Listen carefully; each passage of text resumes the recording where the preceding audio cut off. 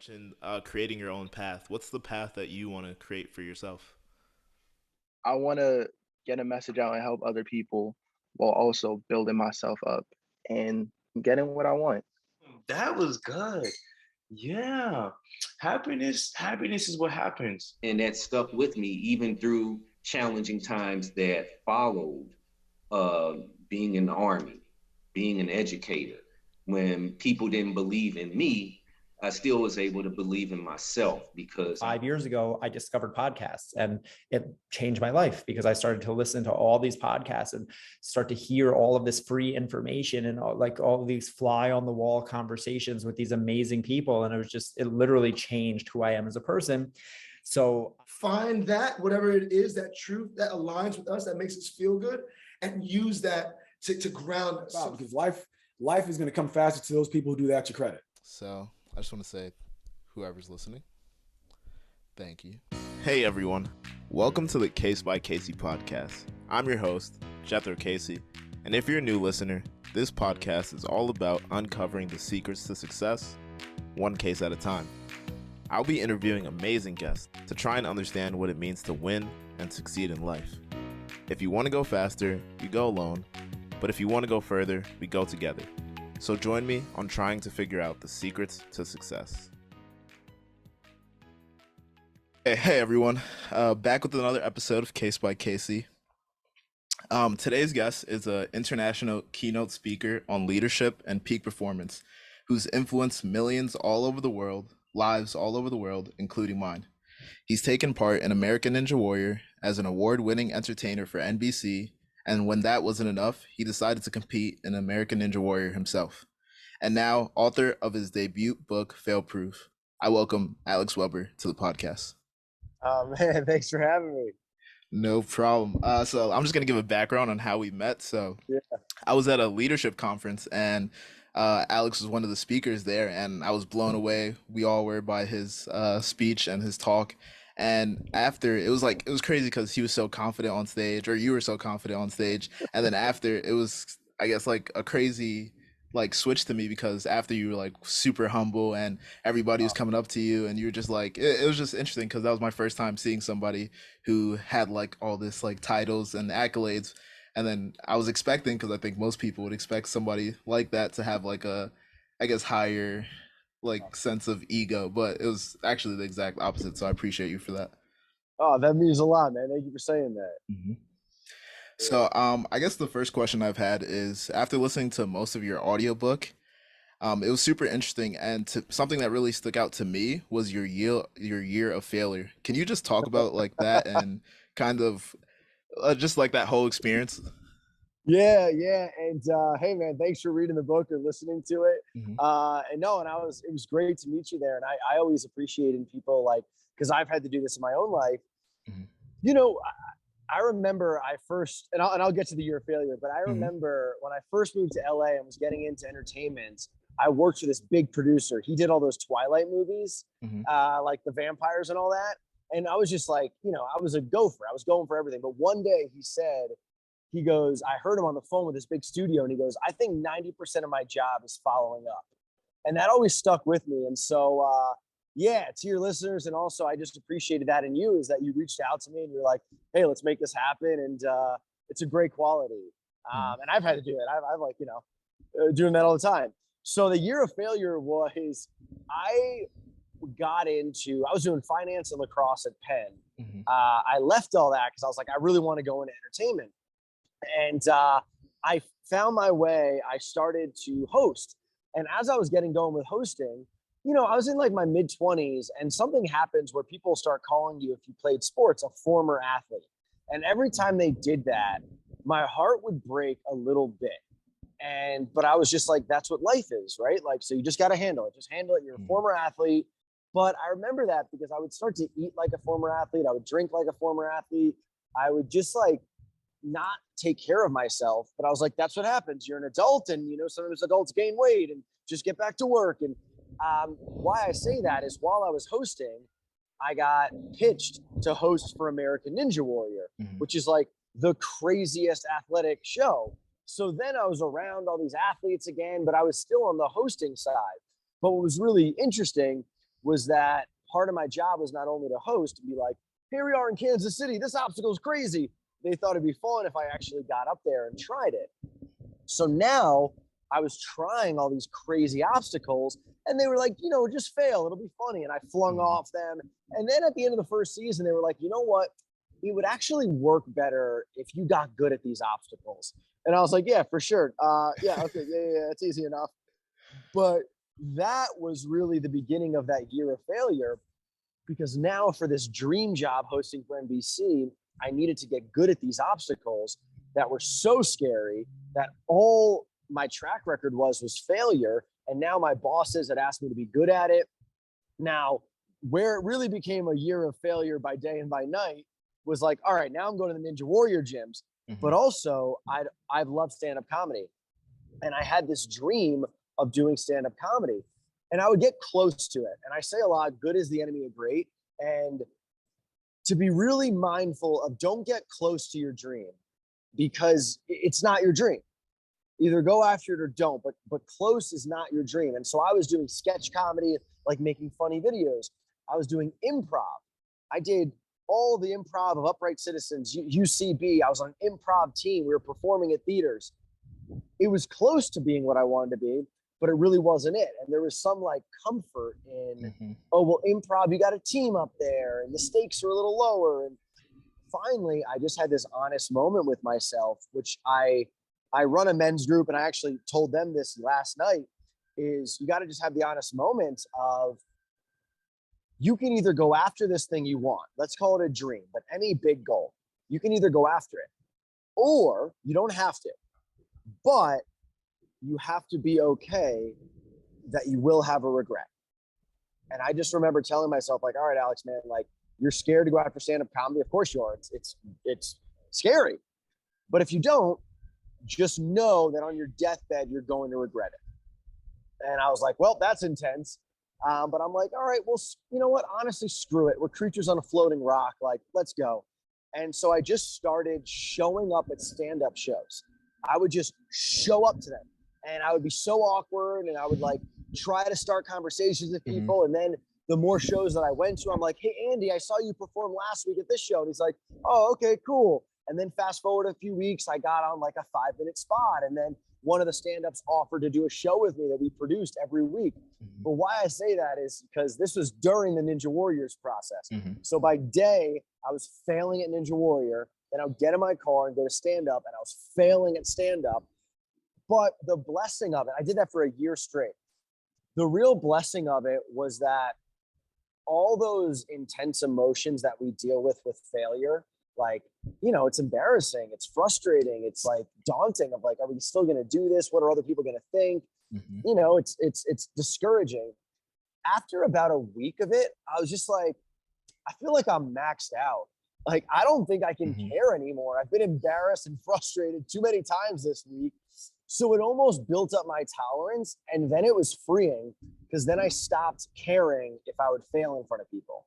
And that was, I still feel it want to come back now, like even in Ninja or speaking, like, oh no, like get nervous, but I really resist it, because if we don't care, if we're okay with setbacks, if we're okay with fears, if we're okay with failures as just part of the process, what couldn't you do?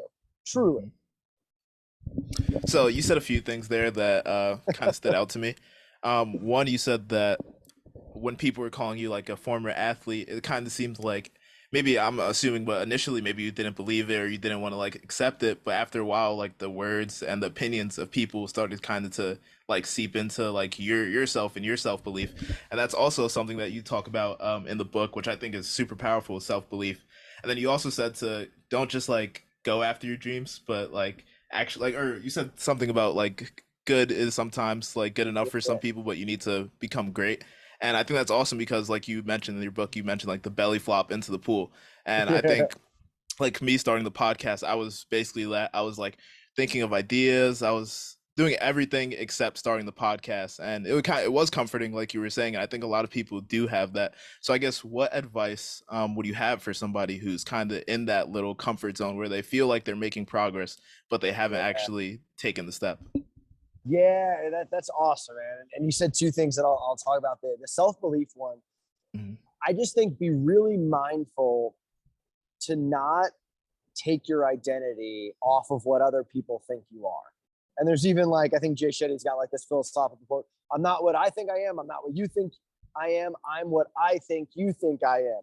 So nothing basically to the point of how I receive that and what I feel is like, you know, sometimes people will give us these reflections throughout our life. Like maybe, I don't know, like you try to tell a joke and someone's like, oh, you're not that funny or you're not athletic. And we just take these on as facts and we live our life through that of these identities. And maybe that person was a parent or a teacher or a friend or a sibling or so we were like, I guess that's not who we are, when in fact, it's just someone's opinion. So I just think we're really, really mindful. You know, even some of my best friends in college thought it was so stupid that I was going to go into entertainment. Fast forward 5 years when I started actually doing cool things, some of those people who hated on it the most were now the biggest fans and supporters of it. I say to people, people don't see it until they see it. People don't see it until they see it. And just be really mindful to not blindly accept what other people think. And the comfort zone thing, even me in my own life right now, I'm excited about so much that I'm doing, but I also know that there is a greater goal that I really want to go after. And there's no one going to knock on my door and say to go after it. It's got to just be me to decide to do it. And the belly flopping, here's what I just figured out was like, I would go, Ninja Warrior is so great for so many reasons. One of them is it just makes these truths so crystal clear because everything's intense. You know, it's not like we're just going for a run. We're swinging off an obstacle, 2 stories in the air. There's tons of people. It was just so big and intense that these truths became very clear. What I noticed was, say that I was nervous or hesitant or I didn't believe in myself, and I went up on the obstacle and I failed. All those feelings were a constant.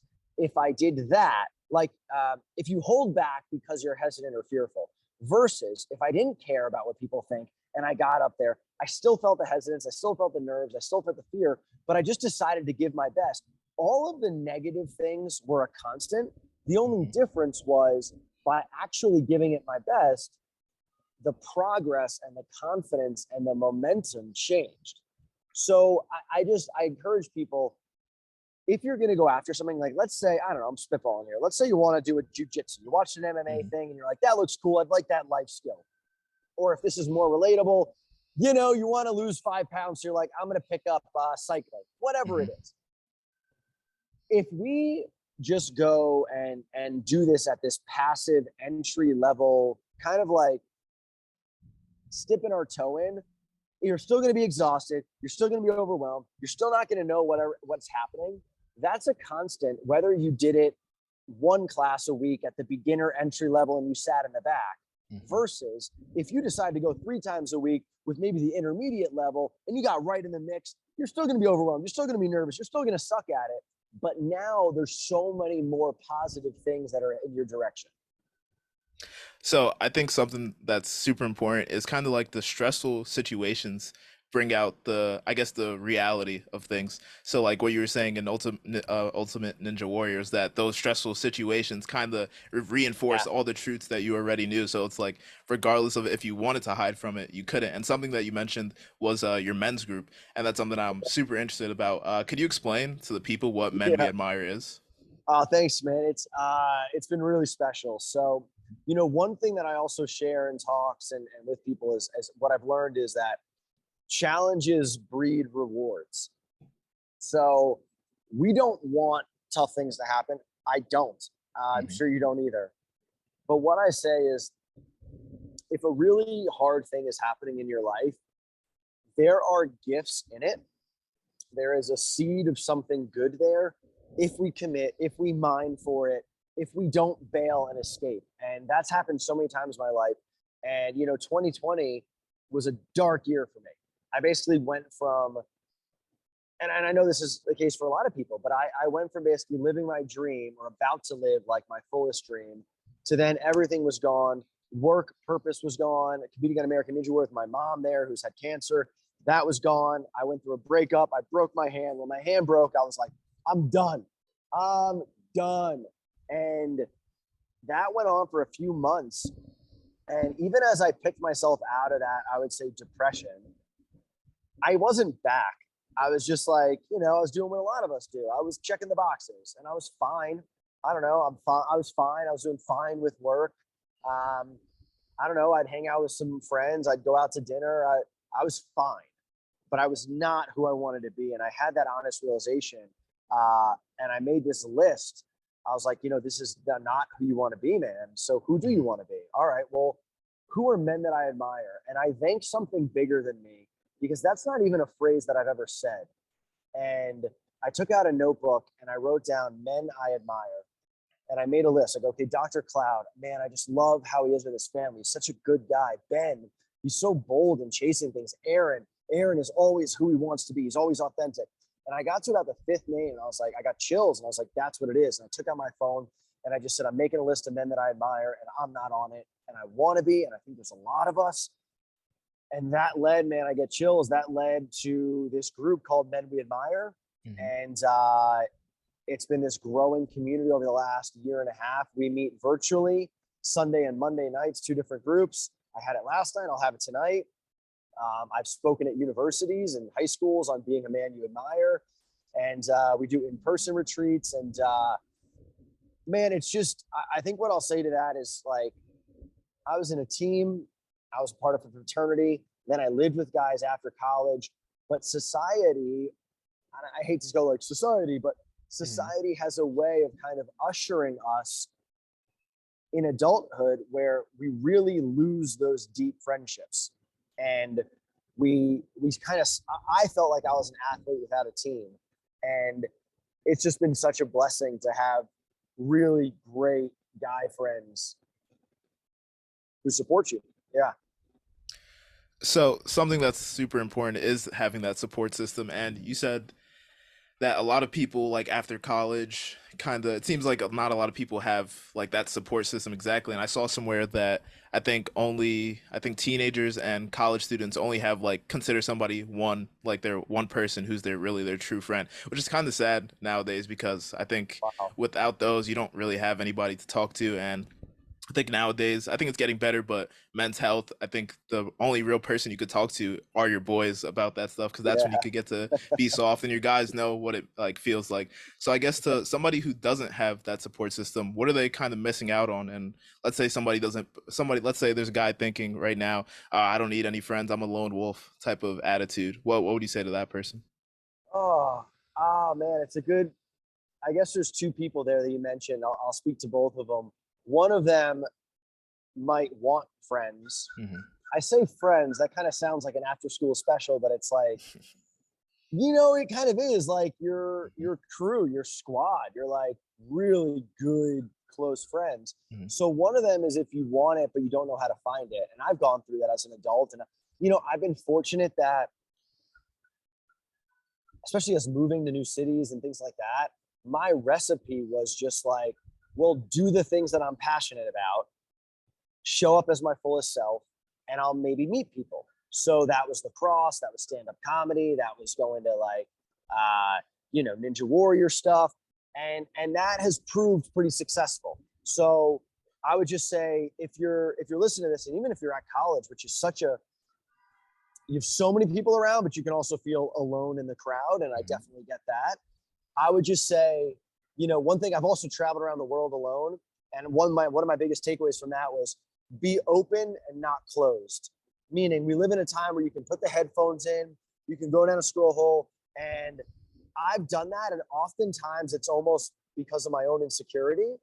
And what I would encourage someone to do is, like, you know what, whatever you're into, say you're into jazz, I don't know, go to the jazz club in your college, or maybe that's not relatable, but like, go to anything that you're into and check the ego and just walk up to a couple people and say, hi, how's your day? Are you enjoying this tonight? Whatever feels natural for you. Like, yeah, maybe be just a little like, just open and So if you're struggling to meet people, that's what I would say. And then men we admire, sometimes we'll get hated on. I mean, it's the internet. People are always going to, say things, but someone will say like, oh, great, for $49 a month, you can have friends. And it's a funny thing where it's like, well, yeah, man, I got to like make a website and I have to like do some things to run this. But it's one thing where like, I don't think in my eyes, it's any more. I mean, I don't think a fraternity is artificial. I don't think a sports team's artificial. Basically, all it's saying is like, hey, let's use this as a way to bring people together. So, yeah, Man We Admire has been like one of the most special things in my life, truly. And to the lone wolf thing, I would just say, I've done it.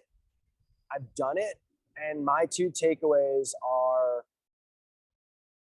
I don't know if you can really reach your highest level without really high caliber people pushing you outside your comfort zone and holding you accountable. I think back to sports, I think to coaching, I think to mentors, and some of my like bigger leaps in life were done because someone else was like, you got to go for that. We need you to do that. So that's what I'd say. And the other one is like, I've done the lone wolf thing and it's just not that fun. I mean, I even know when I did stand-up comedy and I really was going at it alone, man, it was isolating. And then I kind of had like a crew that we put on comedy shows together. And I was like, this is way better. And I so I just encourage someone, if you're doing the lone wolf, you can still have all the good things you want about going at it yourself and so many more great things by having a pack. So a quote from your book is, failing is an active verb. Failing is progress and the process of growing. Fails are steps in the process. So is there anything you're failing at currently, but looking forward to succeeding at? So good, man. Sheesh. All right. I mean, Ninja Warrior is always going to be one because that sport I love it. It's so creative and evolving that every time you go to the gym, people are always like, what about this? That's the attitude of people. It's like, I wonder if we can do this. And if someone does it, well, let's make it smaller and crazier. And now you grip something that's tougher. So always Ninja Warrior. I would say speaking, I really feel great at that craft, but I also know that there's a next level, and to go to that next level, you gotta like, find the ebb and flows. You gotta work through it, what people might call failing. So I would say that. And then one of my bigger dreams is to put on my own event this fall. And so, I'm sure I'm going to eat it on a few things as I go for it, but I got to go for it. So something that I love about just the book in general, it's called Fail Proof, but the whole thing is about failing. And it's pretty cool because I think for a while, me personally, and I know a lot of people are like this, I was scared of failing. That's why I didn't want to start the podcast. I think a lot of just like insecurities, what about this, what about that? And those feelings kind of, at least for me, and I think for everybody, they never go away. So it's pretty cool that you just kind of have to become fail proof and kind of become a little bit resilient. Like, it's always going to hurt, but you could always become more resilient. So before I get into the final questions, what do you want for your moments on Earth? Woo! Yeah, man, I appreciate that. That's the question that changed my life in college, and I ask it often. I honestly, my real answer to that is, I mean, I want to be the man that I was born to be. And I want to be the fullest version of that. Whatever my purpose is here, and I feel like I'm close to it, I want to be doing that at the highest level.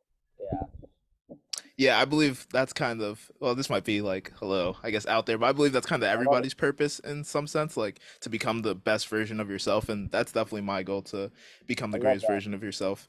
So these are final questions that I ask everybody. And just to kind of see, because this whole podcast is trying to see if there's a secret to success, which I do believe there is. And these are questions that I'm kind of just pooling to see if there's like similar answers between people.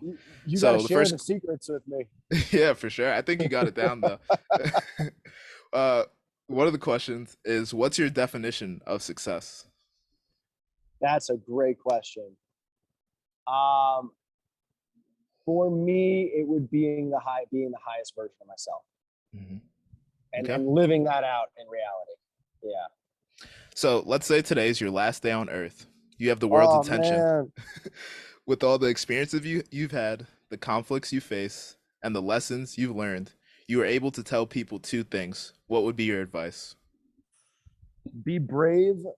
Be brave to who you really are and what you feel you need to do here. And don't let the things that don't matter rob you of what does matter. Give everything you have to what matters. And the last question, and maybe the most important, is where can listeners find you? It's well, I'm almost like, I want to add I don't know how the quick questions work, but if I can add a part 2 to that. Yeah, sure. Mm-hmm. I have really wrestled with, I have good friends, and my last partner, I think she would probably say love, like love everyone and love yourself. And I think as like a high achieving man, and I think this might relate to, men and women, but just as high achievers, so much of my life has been driven by, like, I feel like I need to do what is in here. And I don't think that's wrong. I really don't. I continue to do it, and I feel like that is what I need to do. But my part 2 would be, while we're doing that, loving ourselves and loving other people and loving the journey of life too. Because I feel like this is kind of it's a beautiful question you asked, man, because I feel like I'm telling that to myself right now too, as we're doing this. So yeah, and yeah, please.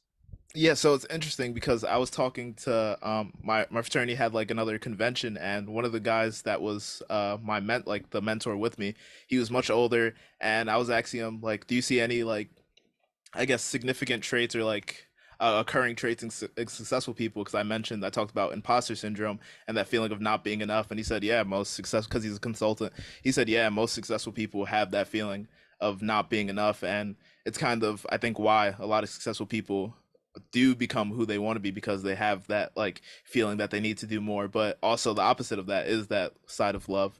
So I think it's like a tough balance, but it's definitely something that is yeah, it's something that everybody needs to work It on. is. I'll if this is helpful to anyone, what's helped me is just don't go to the dark. Meaning, like, I don't have to be feeling great all the time. I don't have to be feeling like a success all the time. And that's true. I don't. And that's fine.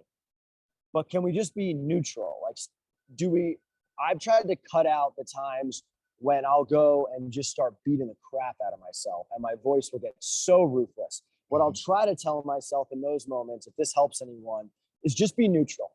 We don't have to be positive, go lucky, happy, lovey, but can we just not beat the crap out of ourselves today? Can we just go neutral? So if that helps, that's honestly really helped me. Yeah, so something that I love to talk about, and I think is one of the keys, is like your self-talk, your self-belief, the way you talk to yourself. You have a story in the book where you spilled like a cup of coffee and you start beating yourself over that, and it kind of just spiraled into a bunch of different problems. And I think people need to become aware of the way they talk to themselves, and kind of like how mean people are to themselves. I've said this before, but it's kind of crazy like how mean people can be to themselves, and including me. And something that you mentioned was doing the solo traveling. And I had a guest prior who said that, on like, if you go do a solo travel, that's where you really realize if you like yourself or not, because he said there's only so many times you can like call your friends and talk about like everything. So he said that's like, if you want to realize if you're a negative person, go on a solo trip.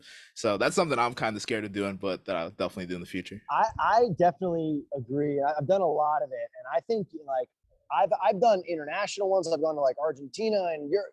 Very cool. I think you can also, though, like, to anyone listening, and even, you right now, man, you can get in the car and drive to any town USA, and you'll get all those good experiences. And I would actually say the road trip route is a great way. It's a little cheaper, and also you got a lot of alone time. You in the car with your mind and your thoughts, and so yeah, a solo road trip, 10 of 10. Okay, so lastly, Alex, where can people find you? Yeah, thank you. So Alex Weber, I'm Alex Weber with 1B on all the things. The group is called Men We Admire, and yeah, we also offer scholarships. We have a couple guys in it that are scholarship, meaning like I just don't want money to ever be a thing with it. So if I can support you, reach out. Okay. All right. Thank you, everyone. Alex Weber. Thanks for listening to this episode of Case by Case. If you enjoyed this conversation, make sure to drop a like, follow, or rate on whatever platform you're listening on. Proper preparation prevents poor performance. So if you want to help others prepare for the path to success, don't forget to share this episode on social media so we can reach success together.